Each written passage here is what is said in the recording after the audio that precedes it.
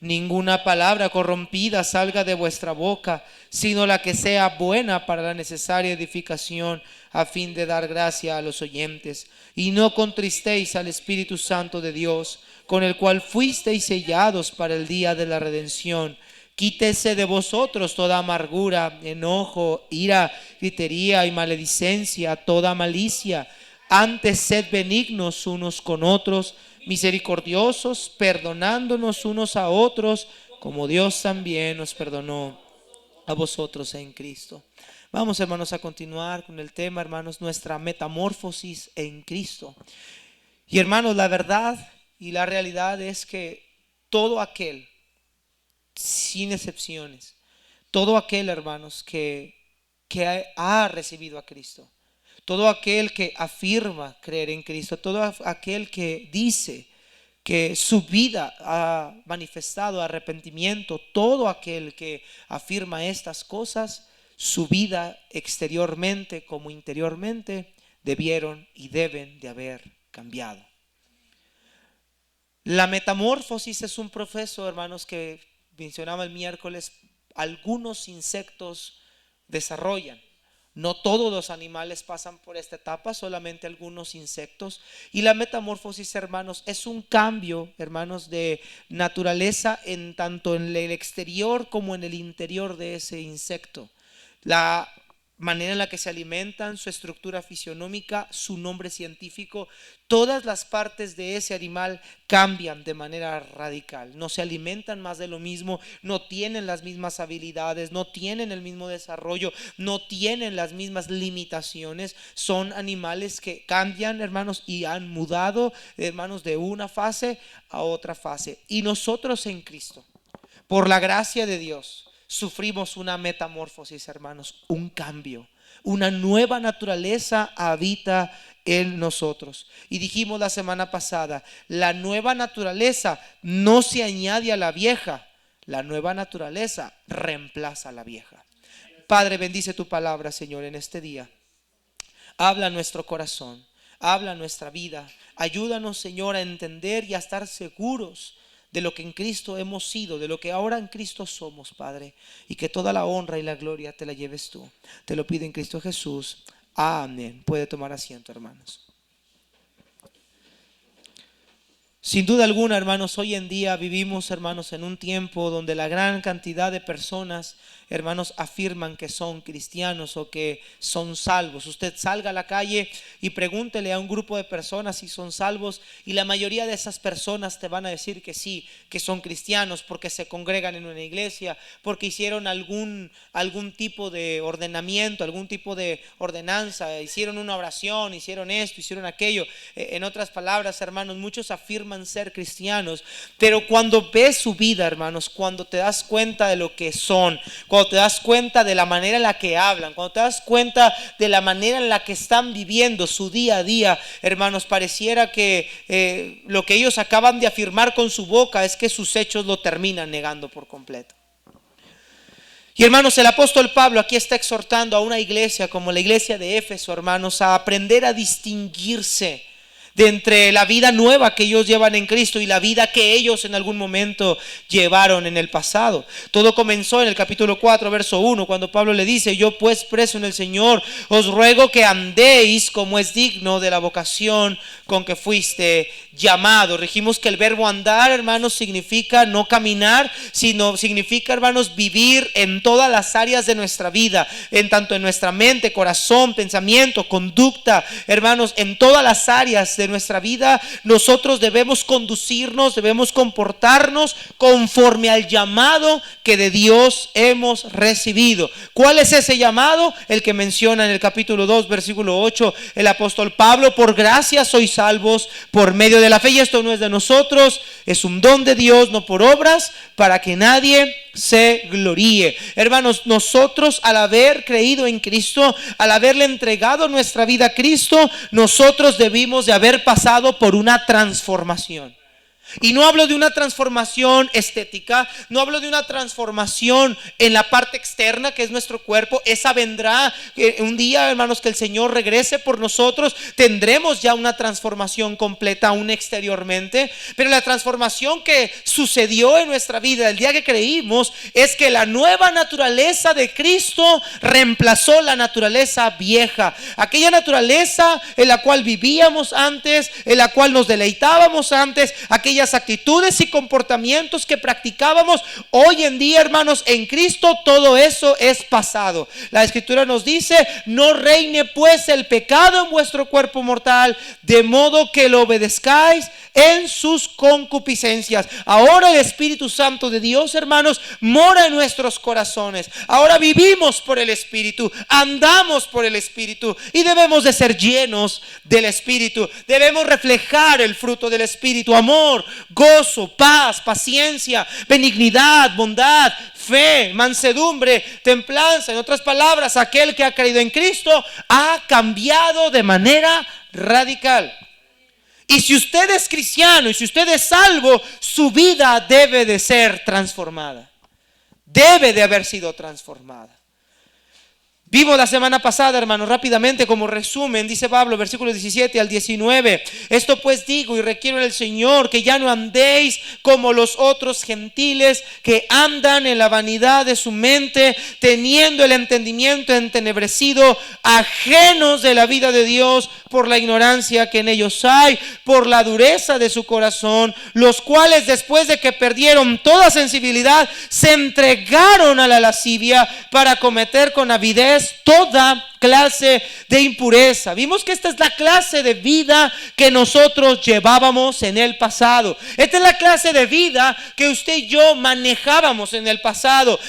Andábamos viviendo, hermanos, o conduciéndonos conforme a la vaciedad de nuestra mente, por la ignorancia que en nosotros había. No había conocimiento de Dios, no había en nosotros conocimiento de la santidad de Dios. Nuestro corazón estaba endurecido al pecado, hermanos. Estábamos perdiéndonos, hermanos, en la dureza de nuestro corazón. El apóstol Pablo dice que la vida de los paganos, la vida del mundo pagano, es que están desenfrenados en su lascivia, se han entregado a los placeres del mundo, se han entregado, hermanos, a las cosas de este mundo, y ellos no tienen un freno para cometer toda clase de impurezas. Hermanos, la realidad es que el hombre pagano no tiene freno moral. El hombre pagano disfruta, se deleita en el pecado, y hermanos, desgraciadamente el hombre pecador se está hundiendo cada vez más en la inmoralidad. No voy a ser específico, hermanos. La realidad es que usted y yo estamos muy bien informados de las barbaridades que en este mundo suceden. Pero, hermanos, el hombre se ha depravado a tal grado que ha llegado a hacer cosas antinaturales y cosas impensables. Pero déjeme decirle una cosa, hermanos. Esta naturaleza habita en nosotros. Tenemos un cuerpo carnal. Tenemos una naturaleza que todavía tiene afinidad con el pecado. Ahora, lo que Pablo dice, hermanos, es interesante. Pablo dice que ya no andéis como los otros gentiles. Yo le decía, hermanos, que hay un término que a mí no me gusta mucho utilizar. Siento que no es correcto ese término, hermanos, en mi muy particular opinión: cristianos mundanos. Hermanos, no puede haber cristianos mundanos. Hay cristianos carnales que se comportan de manera carnal, todavía tienen esas actitudes carnales que no han sometido al control del Espíritu. Pero no hay cristianos mundanos. Mire lo que dice en 1 Juan, hermanos. Por favor, acompáñenme en 1 Juan capítulo 2. No hay cristianos mundanos. Ese término se ha acuñado, lo hemos tomado para describir a cristianos, entre comillas, que se deleitan en los placeres del mundo, que aman las cosas del mundo. Le llamamos cristianos mundanos a la gente que dice que es cristiana pero que todavía oye música mundana. Le llamamos cristianos mundanos a la gente que dice que es cristiana pero que todavía va a ciertos lugares donde no debe de ir, y a eso le llamamos cristianos mundanos. Hermanos, no hay dos cosas, no hay términos medios. O eres un cristiano nacido por la gracia de Dios, o nunca has conocido a Dios. pero no hay cristianos mundanos. Mira lo que dice 1 Juan, capítulo 2, versículo 15. Vea la exhortación del apóstol Juan. No améis al mundo, ni las cosas que están en el mundo. ¿Por qué? Porque si alguno ama al mundo, ¿qué dice, hermanos? Hermanos, yo creo que sí sabemos leer muy bien. Y no necesitas tanta ciencia, teología, no necesitamos un griego exhaustivo para darnos cuenta de que una persona que ama al mundo, entonces el amor de Dios no se encuentra en él.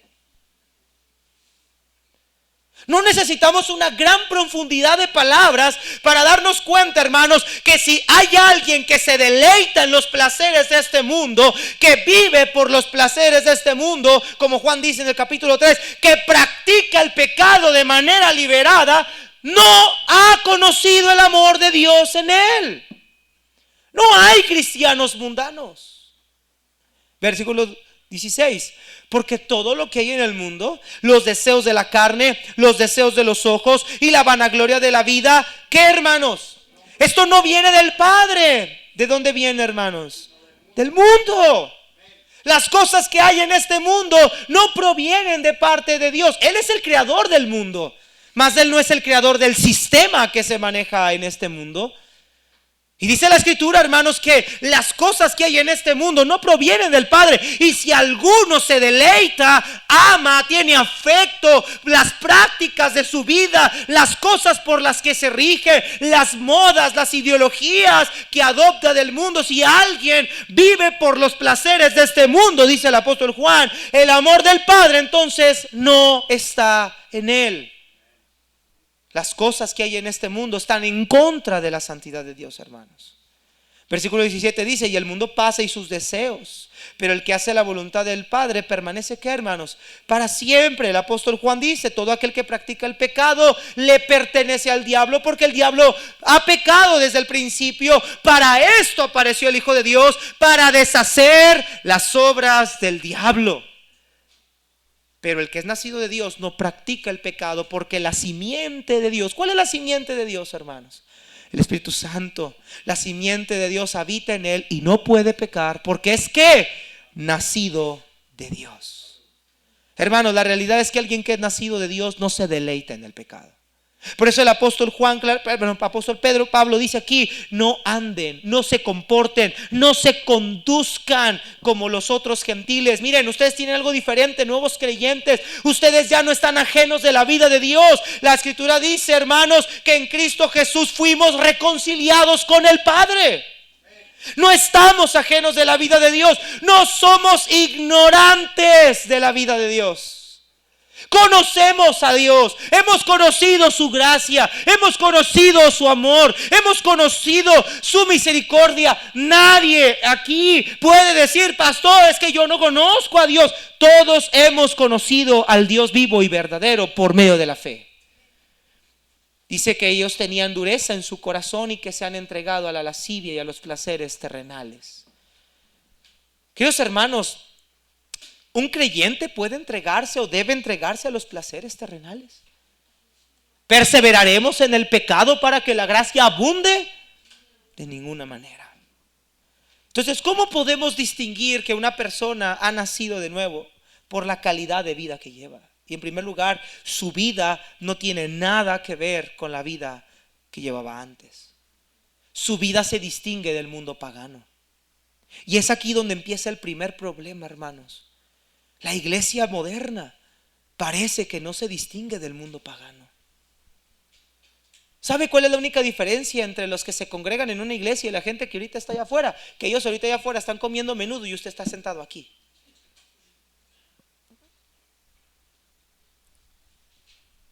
Pero en el trabajo somos capaces de ser estafadores. Pero en nuestro hogar podemos permitir hacer cosas mientras nadie nos vea.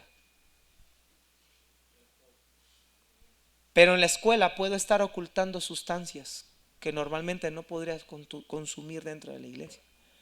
¿A qué me refiero con eso? Que entre el mundo y el cristianismo moderno no ha habido una gran diferencia, nada más el lugar donde se reúnen un cierto día.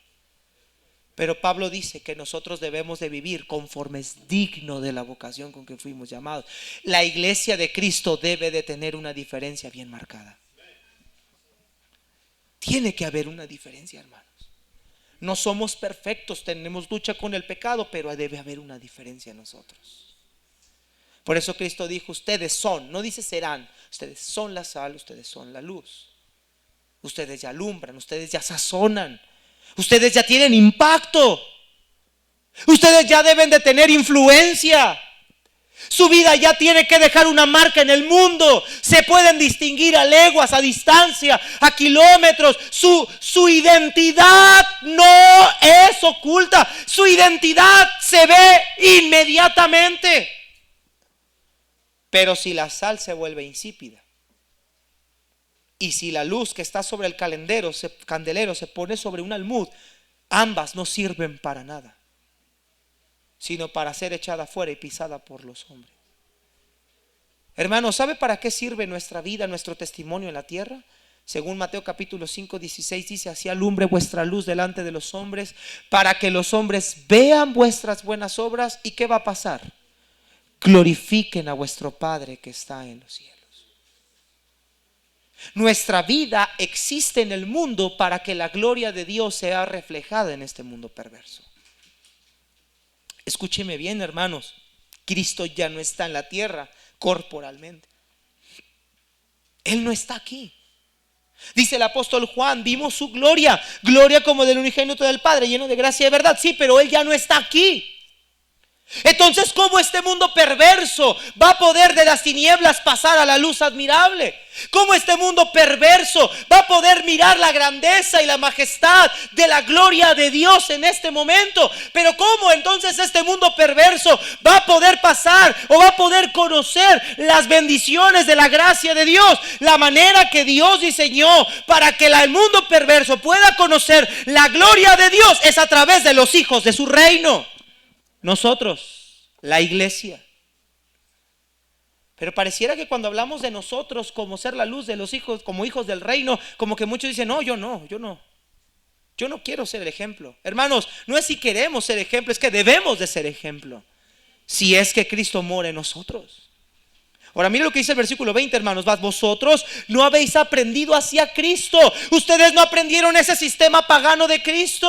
Si en verdad le habéis oído y habéis sido por él enseñados conforme a la verdad que está en Jesús, en cuanto a la pasada manera de vivir, despojaos del viejo hombre que está viciado conforme a los deseos engañosos y renovaos en el espíritu de vuestra mente y vístanse del nuevo hombre creado según Dios en justicia. ¿Y en qué más, hermanos? Santidad de la verdad. Dice el apóstol Pablo, si en verdad ustedes dicen haber creído en él, si en verdad ustedes dicen, afirman que le han conocido, entonces su vida no va a estar marcada por el mundo pagano, va a estar marcado por la vida de Jesucristo. Seamos imitadores de Cristo, hermanos. El ejemplo de Cristo se nos ha dejado en su palabra para que sigamos sus pisadas. Ahora dice el apóstol Pablo, si en verdad le conoces, si en verdad le oyeron, si en verdad recibieron el evangelio, su vida, su manera de vivir ya no debe ser la antigua, sino revestidos de una vida nueva. Por eso, hermanos, vuelvo a mencionar lo siguiente y quiero ampliar un poquito este comentario que hice la semana pasada. Es cierto que todavía mientras estamos en este cuerpo vamos a batallar con nuestra carne. Hermanos, todavía no hemos sido redimidos por completo. Todavía no pasamos por la glorificación. Todavía tenemos esta naturaleza que pelea. Estamos aquí, hermanos. Pablo dice, miserable de mí, ¿quién me librará de este cuerpo de muerte? Es verdad que al tener una batalla contra la carne, tenemos que aprender cómo pelear contra la carne, las herramientas que el Señor nos ha dejado en su palabra, la armadura que Dios nos ha dejado para hacerle frente al mentiroso, al engañador y al estafador que es el diablo. Es verdad que tenemos una batalla en la carne, que vamos a pelear todos los días contra este cuerpo mortal, que no, hay que someterlo, como dice Pablo. Yo de esta manera peleo y corro, no como a la aventura, golpeo mi propio cuerpo. Es verdad que tenemos que pasar por esa lucha, combatir contra el pecado. Y en esa lucha y en esa batalla, hermanos, puede llegar a pasar en nuestro pensamiento que quizá a lo mejor lleguemos incluso a decir, a lo mejor no soy creyente porque ya no debería de batallar con pecado. Escúcheme bien, hermanos, mientras estemos en esta tierra, todos los días vamos a batallar con tentaciones y con luchas en la carne, aflicciones en la carne. Todos los días. Pero un cristiano que verdaderamente ha creído en Cristo, que verdaderamente ha entregado su vida a Cristo, no vive toda su vida dudando de su salvación. Porque su comportamiento no es, hermano, mira, muchos de los comportamientos de los que dicen ser cristianos, vuelvo a lo mismo, es un comportamiento moral y ético. Pero no hay temor en sus corazones. No hay un encuentro personal con Cristo. Vea lo que Pablo dice ahí en ese versículo. Dice, si en verdad le habéis oído, si en verdad habéis sido enseñados por Él. Ahora, pregunta, ¿Jesús enseñó a la iglesia de Éfeso? La iglesia de Éfeso muchísimos años después fue plantada de la muerte del Señor Jesucristo, aproximadamente 50 años después, 60 años después. ¿Cómo dice Pablo que Cristo les enseñó a ellos? Hermanos, no es que Cristo les enseñó a ellos físicamente, sino que por medio de su palabra aprendieron sus instrucciones, sus mandamientos y sus ordenanzas. Nosotros hemos aprendido a conocer y hemos sido enseñados por Cristo, por su palabra, hermanos, a través de un instrumento humano. Las verdades, la vida que nosotros llevamos espiritualmente no es la vida de la religión bautista, no es la vida de la denominación fulanetal. La vida que usted y yo queremos llevar es la vida de nuestro maestro de maestros, nuestro rey de reyes, el Señor Jesucristo. Él es a quien seguimos, Él es a quien imitamos, Él es a quien queremos parecernos, o deberíamos parecernos. Pero cuando una persona ha conocido a Cristo y ha tenido un encuentro personal con Cristo, ha sido enseñado por Cristo mismo, por su misma imagen. Y como le decía hace tiempo, hermanos, cuando una persona se enfrenta a Cristo cara a cara, su vida jamás vuelve a ser la misma. Algo va a suceder en su vida. Pregúntale a Pablo, perseguidor de la iglesia, asesino, a un hombre piadoso. Pablo no era muy amable, hermano. Pablo no era miel sobre hojuelas. Pablo era un hombre fiero. Pablo era un hombre recio de carácter, celoso. Pero ahora después vemos a un Pablo anciano. Ya no vemos un hombre fiero y celoso. Vemos a un hombre que le dice a una iglesia problemática, aunque amándolos más yo os he amado menos. Hijitos, por quien ahora padezco dolores de parto, hasta que Cristo se ha formado en ustedes. Dice la Biblia que cuando se despidió de Mileto, la gente lo abrazaba y lo besaba. Ustedes saben cómo de noche y de día me he dedicado a enseñarle las escrituras, dice Pablo. Este Pablo no tiene nada que ver con Saulo. Era el mismo estuche, era la misma persona físicamente hablando. Pero ¿qué pasó en Pablo? Una metamorfosis. El evangelio de la gracia de Dios cambió a Pablo. Cuando alguien tiene un encuentro con Cristo, jamás volverá a ser el mismo. Pablo fue enseñado por Cristo. ¿En qué aspecto? A través de su palabra. Usted y yo somos y estamos siendo enseñados en Cristo. ¿Por qué? Por su palabra. Y cuando una persona que verdaderamente salva es porque tuvo un encuentro con Cristo. Se sentó a sus pies. Le oyó, escuchó su palabra, le entregó su corazón, se arrepintió hacia Él, le recibió, le creyó a Él. Y ahora está dispuesto a ir hasta las últimas consecuencias por seguir sus pisadas. Por eso dice el apóstol Pablo, si en verdad ustedes lo oyeron y fueron enseñados por Él, en cuanto a la pasada manera de vivir, ustedes ya debieron de haberse despojado de ese viejo hombre. Ese hombre está viciado.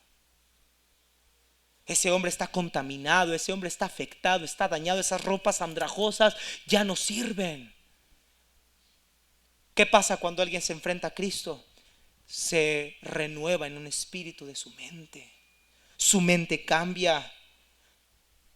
Ahora vive en justicia y en santidad de su verdad. Ahora el creyente es justo. El creyente es justo por la justicia que Cristo nos imputó a nosotros, hermanos. Nuestros pecados fueron perdonados. Pero la vida de Cristo, la vida justa de Cristo, nosotros la vivimos también. La santidad es el distintivo del cristiano. Un cristiano sin santidad no puede decir que es cristiano. La santidad, hermanos, es el aborrecimiento al pecado. El cristiano se aparta del pecado para vivir exclusivamente para Cristo. Esa es la vida distintiva del creyente. Se quita la ropa vieja, se pone la nueva. Entiende que hay una nueva naturaleza en él. Entiende que ya no puede comportarse como lo hacía antes. Entiende que ya no debe responder como respondía antes. Entiende que tiene que pelear con su carne. Entiende que tiene que crucificarse todos los días en el espejo, poner su vida debajo en la sumisión del Espíritu Santo. Entiende que quien se debe de ver en la vida de él es la justicia y la santidad de su verdad. El cristiano entiende eso. Por eso dice Pablo: si verdaderamente ustedes han tenido un encuentro con Cristo, su vida ya no debe de ser la misma. Por eso los cristianos de boca serán aquellos que serán condenados en el infierno, porque solamente dijeron conocer al Señor, pero como dice la palabra de Dios, sus hechos lo negaron. Dijeron conocer al Señor, pero como Cristo mismo les responderá, ustedes siguen siendo hacedores de maldad, practicantes de la maldad. Yo sé que muchos jóvenes van a su escuela y dicen: yo soy cristiana porque voy a una iglesia cristiana. No, su conducta los delata. Su conducta los delata. Ahora, ¿cuál es el distintivo de la nueva vida en Cristo? Dijimos, hermanos, que tiene que ver con lo interior, lo que pasó adentro. Afuera todavía tenemos el mismo cuerpo humano, pero ¿sabe qué es lo que cambia de una persona que ha pasado por una metamorfosis en Cristo? Que su vida interior, su comportamiento y su conducta van a ser transformados de manera radical. Mire lo que dice el versículo 25 en adelante, y vamos a ir viendo uno por uno, hermanos, de lo que el apóstol Pablo habla aquí. Dice: por lo cual, al haber oído a Cristo, al haber escuchado su viva voz, al haber vestidos del nuevo hombre, por lo cual desechen la mentira y hablen verdad cada uno a su prójimo, porque somos miembros los unos de los otros. El apóstol Pablo empieza a hablar de conductas y comportamientos en el área ética. Y Pablo dice, hermanos, que debemos primeramente, aquel que ha conocido a Cristo debe desechar la mentira. Y debe ser un hombre verdadero, una mujer verdadera. Hablar verdad cada uno con su prójimo. Mira, hermanos, esto es peligroso lo que le voy a decir.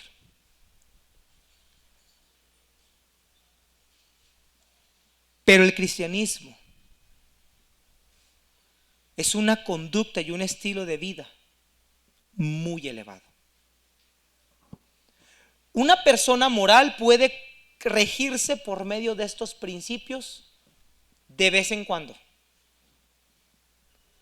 Pueden regir estos principios o adoptarlos en su vida de vez en cuando, pero no lo pueden hacer siempre. Llega un momento en el que el hombre incrédulo no puede hablar verdad, no sabe hablar verdad. El hombre del mundo no sabe lo que es la verdad. El hombre es mentiroso por naturaleza. El hombre es falso por naturaleza. Mira, hermanos, tan mentirosos somos que damos nuestra palabra a algo y no la cumplimos. Hacemos promesas que no cumplimos. Hacemos agendas y citas que no vamos a cumplir. Ya no se diga ocultar cosas que son necesarias decir la verdad. Cuando hay confrontación, cuando hay que confesar o declarar algo que estamos haciendo mal. Pero lo que Pablo está diciendo cuando dice que hablemos verdad, no se refiere al acto de echar una mentira cuando te preguntan ¿cómo estás bien? No habla de esa mentira, sino habla de un creyente que toda su vida se rige basado en una palabra que se llama integridad. No es una persona falsa, no es una persona de dos caras, no es una persona que es uno aquí y uno afuera, es una persona genuina donde quiera que va. Esa es una persona que habla verdad. Es una persona que no hay en su boca el fin de hacer o de ocultar una verdad o de ocultar información con el propósito de dañar a su hermano. Así sea duro, así sea difícil, así sea algo que va a causar problemas, esa persona siempre es sincera. ¿Y sabe qué es algo que distingue la sociedad moderna? La sociedad moderna es una sociedad mentirosa. Incluso muchos de nosotros somos bien mentirosos. Somos mentirosos. Hermanos, de veras que hay cristianos que hermanos, yo simplemente a veces pregunto, no sé si verdaderamente nacen de nuevo, son tan mentirosos. No son verdaderos. Su vida es doble. Su vida es falsa. Son unos aquí, son otros allá afuera. Su vida es una completa y rotunda paradoja. No hay coherencia en sus palabras. Su vida es una completa y rotunda mentira. Ahora, Cristo dijo a los fariseos: vosotros sois de vuestro padre el diablo, porque las obras de vuestro padre queréis hacer. Él ha sido mentiroso desde el principio y no hay, ¿qué, hermanos?, verdad en él. Cuando habla mentira de lo suyo, porque es que mentiroso y qué más, y padre de mentira. Míreme acá, hermanos, y voy a ser muy directo con todos ustedes. Usted no debería de ser ningún estafador. Usted debería de cobrar lo que es justo. Debería ser honesto e íntegro. Usted debería de ser recto. Usted lo deberían de conocer porque es una persona incorruptible, que no se vende, que no cambia la verdad, que no la altera. Usted debería ser un hombre íntegro en todas las áreas de su vida. ¿Y sabe que mucha gente piensa en nosotros? Somos estafadores, que hemos defraudado, que hemos engañado, que hemos querido abusar de otros, no lo que es justo, por avaricia, por querer obtener más de lo que Dios me ha querido dar. Hay muchas personas que no tienen la palabra integridad. Pero Job era un hombre íntegro, hermano. Cristo fue un hombre íntegro. Job, hermanos, si no tengo tiempo para dar la explicación, un día predicaré este mensaje. Capítulo 32, Job dice, tan íntegro era Job, y le dice Job: yo hice pacto con mis ojos, yo no podría voltear a ver a una mujer virgen y codiciarla. Si mis manos robaron a alguien, que ahorita venga alguien y me pesen en balanza. Si yo estuve con una mujer de mi prójimo, que venga otro y tome a mi mujer y abuse de ellas. Y así fue. Y Job empieza a hablar de la vida que él llevó, y Job menciona una y otra vez: yo jamás le defraudé ni defraudé a nadie. Siempre fui verdadero con todos. Queridos hermanos, la vida que en Cristo, que supuestamente hoy debemos de llevar, debe estar caracterizada por la verdad siempre. Hombres genuinos, mujeres genuinas, de una sola pieza. Dice: hable verdad cada uno con su prójimo, porque somos miembros unos de los otros. ¿Sabe lo que puede hacer una mentira en una congregación, en una familia, en un matrimonio? Muchos siempre han dicho: una mentirita piadosa, blanca, una mentirita chiquita. Hermano, la mentira es ampliamente destructiva. Y la primera mentira que vemos en la historia de la Biblia fue la más destructiva.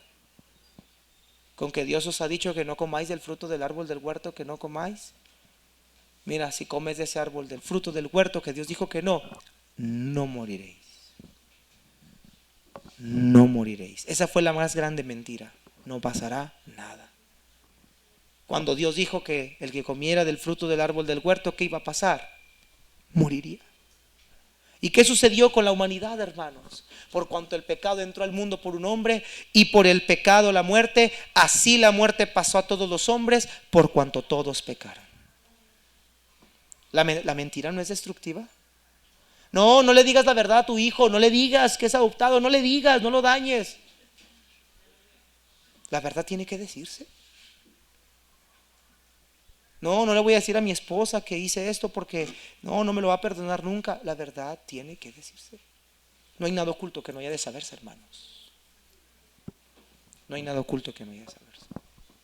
Siguiente lugar, Pablo dice, versículo 26: airaos, pero no pequéis, no se ponga el sol sobre vuestro enojo, ni deis lugar al diablo. Hemos hablado ya de temas de la ira aquí, no voy a abundar mucho en esto. Pablo dice: airaos, pero no pequéis. A ver, ¿cómo? Me enojo, pero no me enojo. ¿Cómo? Hermanos, el enojo es un sentimiento normal en la vida de un ser humano. El disgusto. Todos nos hemos disgustado alguna vez con una situación, con una persona o por algún suceso. Nos hemos disgustado cuando la novia llegó al altar 2 horas tarde. Nos hemos disgustado cuando el esposo no recoge sus zapatos o pone las cosas en su lugar. Nos hemos disgustado cuando el esposo me trajo medio sueldo. Nos hemos disgustado cuando los hijos no nos hacen caso. Todos nos hemos disgustado por alguna circunstancia, ¿verdad que sí? ¿Qué es lo que dice Pablo cuando dice airaos pero no pequéis? Que no sea la ira la que me termine controlando en mi actitud, comportamiento y en mi forma de hablar con los demás. El que fácilmente se enoja hará que, hermanos. Cristo dijo, oísteis que fue dicho, no matarás, pero cualquiera que se enoja contra su hermano es culpable. ¿Por qué? Porque el enojo me lleva a lastimar a mi prójimo de una forma intencional. Es que lo dije porque estaba enojado y no tuve la intención. Mentiroso. Cuando usted se enoja y empieza a sacar todas las clases de veneno, cucarachas, sapos y culebras que salen de su linda boquita, son porque en su corazón está toda la intención de lastimar a su prójimo. Y en la acalorada discusión de pareja, con tal de hacer que la vieja argüendera se calle, somos capaces de insultarla y de faltarle al respeto para decir, yo gané la discusión. Parece una competencia que entre el que más se ofenda feo, gana. ¿No ha sido por la causa de una ira descontrolada que maridos han llegado a cometer violencia física hacia su esposa? Maltrato infantil. Las puertas de su casa están todas perforadas, los cuchillos ya sin filo porque se los encajó tantas veces al marido que ya sin filo los dejó. Pero ¿sabe que hay algo que es más difícil? Mira, hermano, un golpe duele, pero no duele más que una palabra acertada. ¿Y por qué digo acertada? Porque la querías decir. Y le diste justamente en la mera herida. Mira, hermanos, si habláramos al aire, una cosa es, pero cuando estamos enojados no hablamos al aire, decimos directamente y sé dónde te va a doler. Sé dónde va a doler. Pablo dice, ahí pueden sentirse disgustados. La palabra airaos habla de un disgusto. Airaos, pero no dejes que ese enojo te controle. No dejes que ese enojo se cultive en tu corazón. Dice la palabra de Dios, no se ponga el sol sobre vuestro enojo. No permitas que el alba o que la noche llegue y tú sigas guardando ese enojo, porque hay alguien que va a tomar ventaja de ese enojo. Dice, no le deis lugar al diablo. Cuando dejamos que ese enojo se siga ahí, ya no es un disgusto, comienza a convertirse en resentimiento. Y después ya no es resentimiento, ahora es amargura. Y después ya no es amargura, ahora es odio. Y después ya no es odio, ahora es la manifestación del odio en toda su esplendor. Puedes disgustarte, pero no pierdas el control de ti mismo. Si verdaderamente hemos nacido de nuevo, hermanos, tengamos cuidado con las reacciones alocadas que llegamos a tener en base a nuestras emociones. Todos en algún momento nos disgustamos, cosas nos disgustan, sucesos pasan cuando las cosas no salen como yo quiero, pero cuidado con dejar que el enojo domine nuestro corazón. Vamos a terminar lastimando, e incluso no solo lastimando, el mal testimonio que damos a los de afuera cuando ven a un hombre o una mujer en enojo, gritando, peleando, discutiendo. Hermanos, la realidad es que el creyente, su imagen de imitación se llama Cristo. Él fue manso y humilde. Dice Pedro, aprendamos de Cristo, quien cuando le maldecían, él no respondía con maldición. A todos nos enoja que nos ofendan. A nadie le gusta que nos digan nuestras verdades. Pero ¿qué debemos de hacer? Dice Pedro, aprendan de Cristo. Él guardó silencio. Pero pastor, estoy muy enojada, ¿qué hago? Vaya con el Señor y dígale que le apague ese fuego que hay en su corazón. Porque si ese enojo se cultiva hasta el día siguiente o lo deja pasar, el diablo toma ventaja de eso, hermanos. Y el Satanás es astuto. Versículo 29, ninguna palabra corrompida salga de vuestra boca, sino la que sea buena para la necesaria edificación, a fin de que, hermanos, lenguaje soez, lenguaje vulgar. La palabra corrompida es la misma palabra que se utiliza para los alimentos en estado de putrefacción. alimentos que ya no sirven. Ninguna palabra putrefacta, ninguna palabra ofensiva, ninguna palabra dañina debe de salir de nuestra boca. Y cuando hablo de palabra corrompida, no solamente hablo de malas palabras. Hermanos, muchas veces el elemento más dañino que tenemos, voy a decir, es la lengua, no es el miembro natural, sino lo que hay detrás de la lengua, que es la intención del corazón. No necesariamente palabras corrompidas son malas palabras, sino toda aquella palabra que cause destrucción a mi prójimo. Puede ser el chisme, puede ser una ofensa, puede ser insultos, pueden ser malas palabras, pueden ser chistes en doble sentido, pero son palabras que no deben de estar distinguidas entre nosotros. Entiendo que en nuestra cultura estamos muy acostumbrados a jugar con apodos. El gordo, el chimostrufio, el chango, el flaco, el botas, el peludo, el pecas, el patatas, el Gollum. Entiendo que usted y yo estamos acostumbrados a decirnos apodos, ¿no? Esa es la forma cultural en la que las personas se llevan. Pero hermanos, muchas de esas veces nuestras palabras son con toda la intención de afectar y de dañar a nuestro prójimo. El apóstol Pablo dice que nuestra nueva naturaleza debe de distinguirse porque lo que hablemos sea para edificar a mi hermano. Y si lo que yo voy a hablar no va a edificar, mejor sea pronto para oír y tardo para hablar, como vemos ahorita en la mañana. Mejor cállese la boca.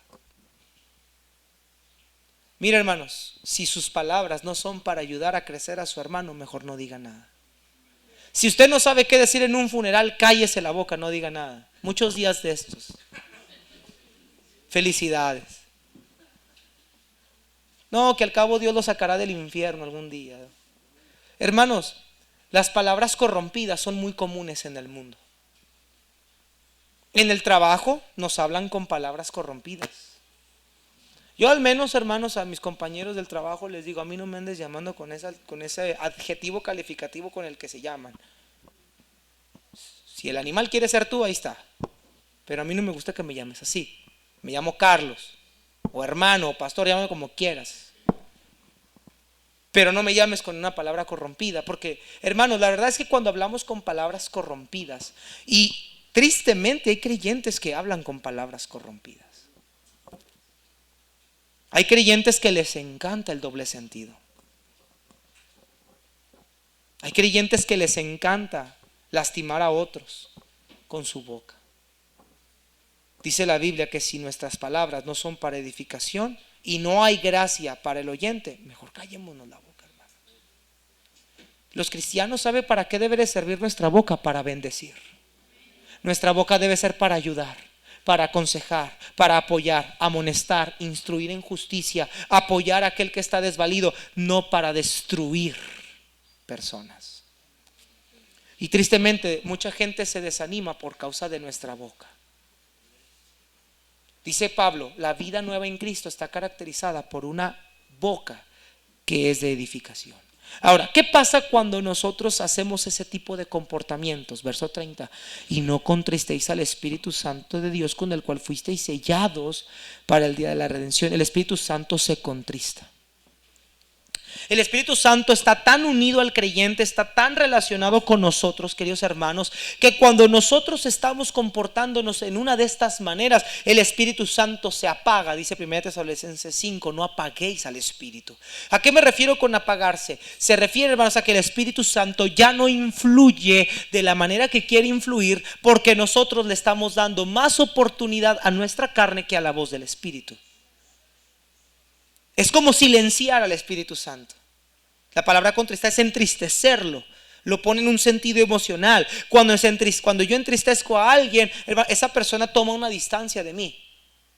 Está ahí, vive, por ejemplo, mi esposa. Yo puedo entristecerla con alguna mala actitud, alguna forma equivocada de tratarla. Ella está ahí en la casa, no se va, no se aparta, sigue unida a mí en matrimonio. Eso no es causa de un divorcio. Pero sí hay un alejamiento y una distancia en una relación entre ella y yo. Hay algo que está impidiendo esa relación. Cuando un creyente contrista al Espíritu Santo, el Espíritu Santo está ahí, Él no se va. Fuimos sellados, dice ahí, en el día de la redención. Pero el Espíritu Santo ya no se comunica conmigo, ya no influye de la misma manera. Y entonces, ¿qué pasa cuando el Espíritu Santo está contristado? Todas las obras de la carne y la naturaleza humana empiezan a tomar el control de nuestra vida. Y entonces desata algo que pasó en 1 Corintios 3. ¿De dónde vienen en Santiago 4? ¿De dónde vienen las guerras y los pleitos entre vosotros? No es de las pasiones que batallan contra nuestros miembros. ¿Qué estaba pasando en Corintio por cristianos carnales? He oído en vosotros que hay divisiones, pleitos, disensiones, calumnias y muchas otras cosas más. Contiendas. ¿Por qué hay esto? Pablo dice, porque sois carnales, porque todavía tienen necesidad de que les hable de los rudimentos de la Biblia en vez de ser ya personas maduras. Porque los creyentes en la iglesia son carnales, porque el Espíritu Santo de Dios está contristado, no tienen comunión con Dios, se dejan llevar por todas las emociones que pasan en su mente, todos los pensamientos, todas las formas, como se sienten, se comportan. Abrazan el sistema del mundo, abrazan las cosas que este mundo hace, piensan como la gente del mundo, actúan como la gente del mundo. No hay coherencia en ellos, no hay relación en ellos. Pablo habló acerca del enojo, habló acerca de la mentira, el hurto, las palabras que no son de edificación. Está de más decirte que un cristiano no debe robar. Creo que está de más decírtelo, ¿verdad? Creo que está de más decírtelo. Sino que trabajes. Sino que trabajes. Sino que trabajes. Sino que trabajes. Toda la bola de perezosos que no contesta. No debo de robar, debo trabajar. Ay, pastor, es que yo quiero ese vestido. Qué bueno. La hermana lo tiene. Gloria a Dios. No, se lo quiero quitar. No, trabaja. Trabaja. Y estas cosas llegan a contristar al Espíritu Santo. Ahora mira lo que dice 31 y 32, hermanos, para cerrar. Dice, quítense de vosotros. Esto es, desaparezcan de nosotros. ¿Qué debe de desaparecer de nosotros? Dígaselo a su cara, hermanos. A ver, dígalo sonriendo, por favor. Quítense de vosotros, ¿qué, hermanos? ¿Qué más? ¿Qué más? ¿Qué más? Hermanas, ¿sí escucharon, hermanas? Gritería. Maledicencia. ¿Y qué más debe de quitarse de nosotros? En otras palabras, Pablo dice, todas las obras de la carne, quítalas. Ahora, es interesante el verbo quítense. No dice, Dios, quítame. Es que ya le pedí a Dios que me quitara la amargura, pero no me la quita. Es que ya le pedí a Dios que me quitara lo enojón, pero no me lo quita. No. Él le va a dar gracia y poder para hacerlo. Si no se ha ido eso de tu vida, es porque va bien realmente. No se está llenando usted del Señor como debería llenarse.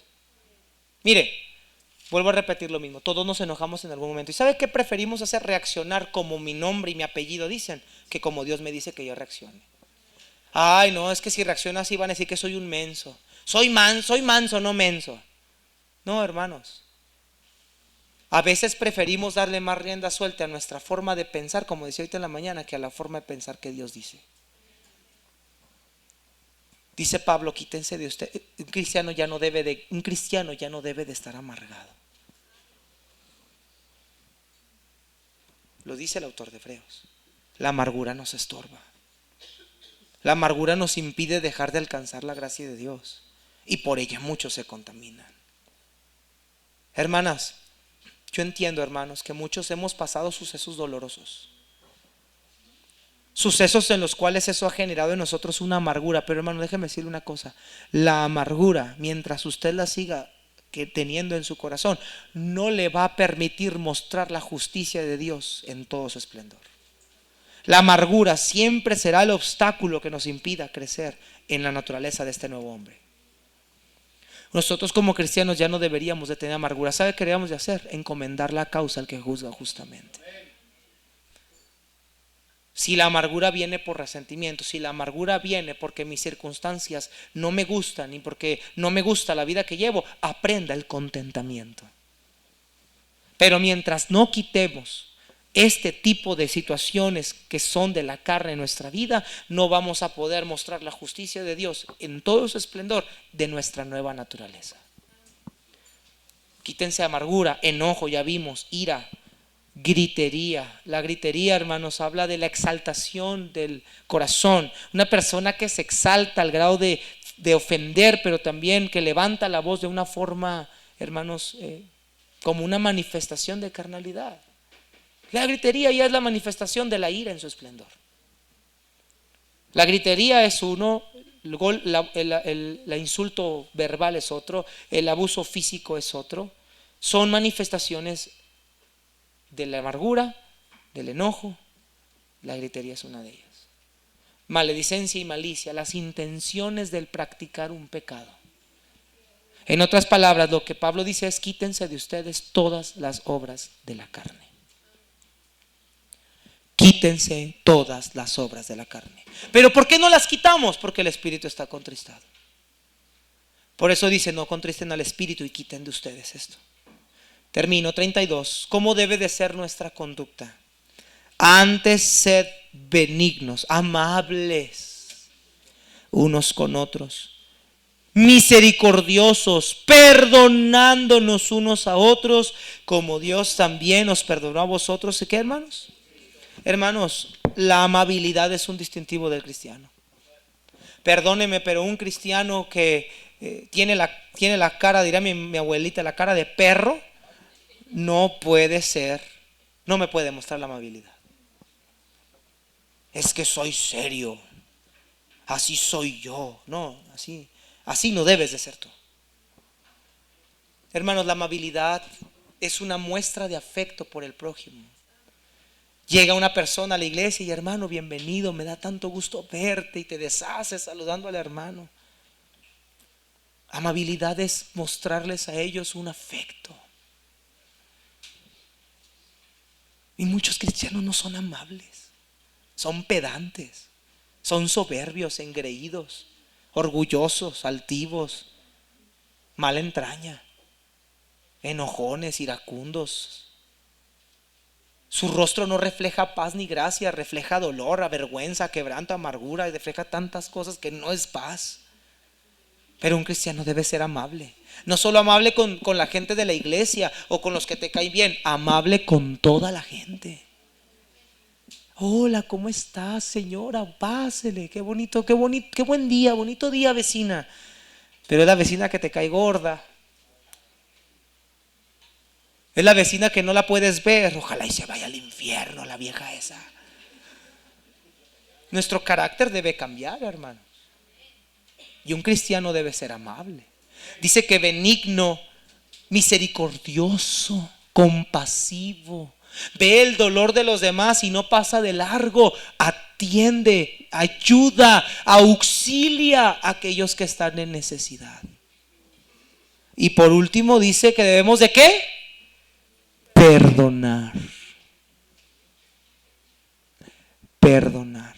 Cancelarle la deuda a mi prójimo. Hermanos, y con esto cierro. Por mucho tiempo llegué a pensar que yo no era salvo por muchas cosas que yo veía en mi vida cuando estaba más joven. 17 años fue cuando empezó la duda en todo su esplendor.